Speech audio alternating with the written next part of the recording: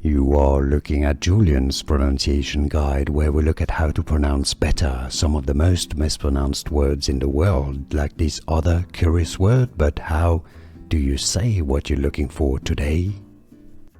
Let's learn once and for all how to pronounce these names correctly. If you want to learn more confusing names pronounced, we've got tons more. Stay tuned to the channel and I'll link to many for you at the end of the video so you can continue learning.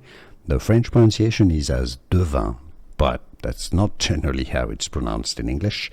Rather, Devin, that's the English pronunciation here. De, so not D, Devin, with a schwa sound, sound. Devin, many Devon, Devin. Some may say it as Devin, but it's generally Devin. How do you pronounce it yourself? Let us know in the comments. Here are more videos on how to pronounce more confusing words and names too many mispronounced. Like this video if you found it useful. I appreciate your support. I'll see you soon and thanks for watching.